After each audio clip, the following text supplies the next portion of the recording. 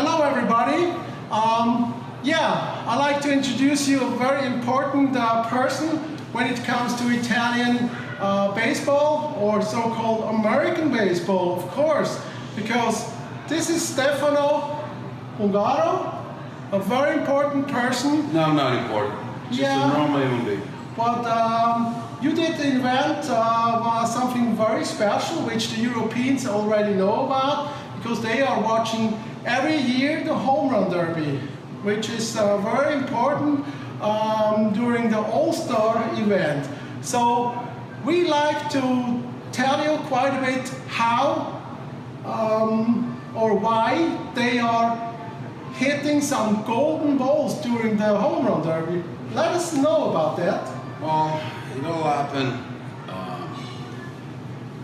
One day, a friend of mine who had a technology, which it was to inject gold or platinum or silver into surface pores, and I just had this idea that scattered my mind because of my ties with baseball. Because of my past with baseball, because how much I love the game of baseball. I said, what about if we do it on a letter? Do some letter and give it to me, and then let me work on it. So he gave me this idle letter with gold injected into the pores, which kept the leather extremely soft, like leather, regular leather. So I sent it to China. I had them craft a baseball, and when I felt it, obviously it was, a cheap ball, nothing special. But I saw the potential, so I took it to MLB up in New York. Okay. And I said, I got this idea. What do you think? The guys were like, whoa. I think this can be done. And we put you in contact with Rawlings, our official provider of baseball. Okay. And so then I flew to St. Louis and several meetings with Rawlings, and then to fly to Costa Rica where they sold the baseball. And so we had this product that was pure gold, 24 carats, all baseball. Still 108 stitches like a regular baseball, same spec of the baseball. Same weight, same felt, everything was the same. Okay. I said, okay, so we got that. Then one morning I woke up and I said, wait a second. Moneyball, the Moneyball, the ball that they use at the 10th out in order to raise money for, while they're playing the Home Run Derby, they use this Moneyball, which is bicolor, right? And there's the white and yellow, and they call the Moneyball because who hits out that, who hits, out of the park, a home run with the Moneyball, they collect money for charity, for boys and girls, for whatever charity they have in that event. What about if we do it, take a step up and do it with this? So,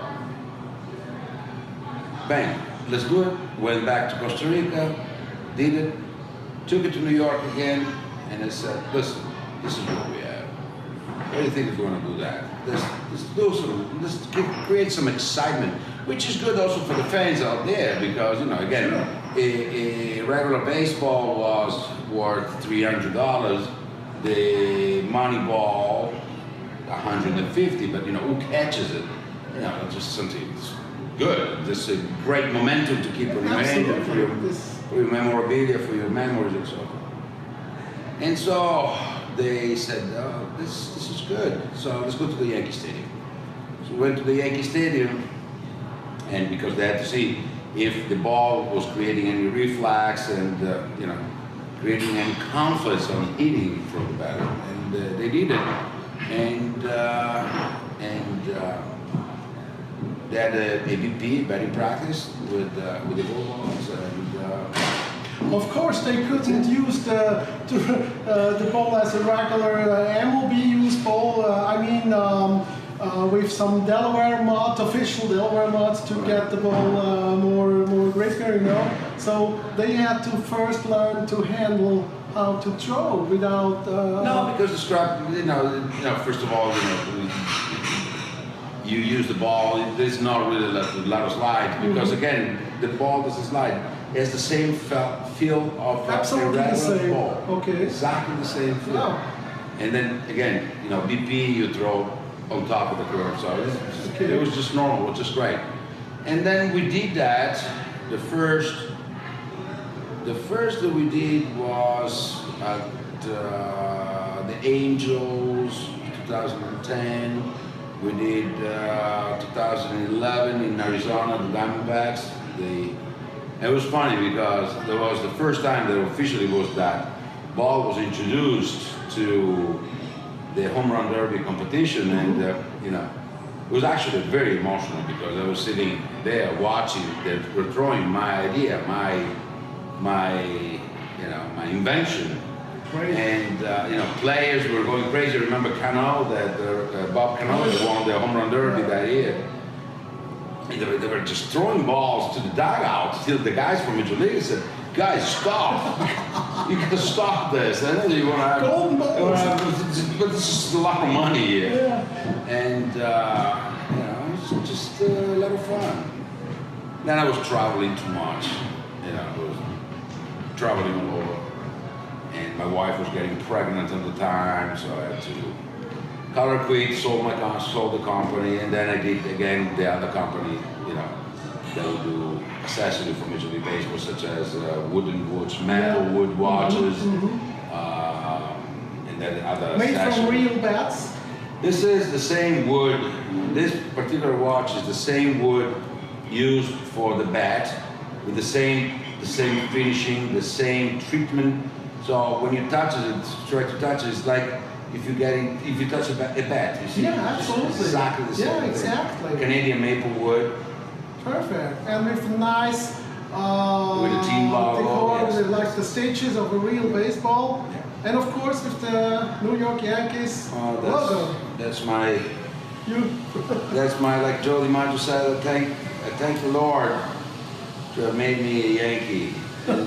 And, I grew up watching Mickey Mantle playing, all those things. It's a lot of work, a lot of fun, among other things that I do. But this is the story for the baseball. I mean, this is just amazing because, as you just said, New York Yankees, the relation between Italian players or US-born Italians who made it to the majors with the Yankees. This is tradition. This has history, and the Italian influence in American baseball is very, very strong. So this shows me again, even today, that inventions from Italians here in the United States will make still history.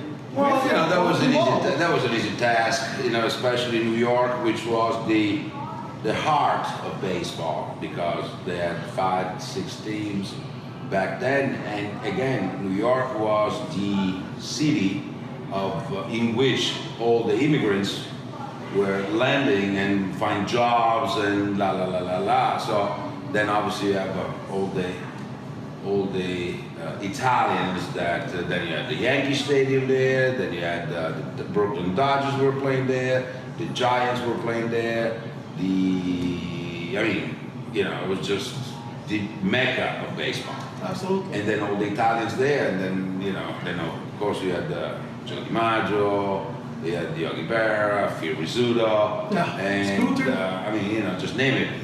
Tons of people have been passed and played baseball. Italia was an heritage, in a position of an heritage, if you will. Absolutely.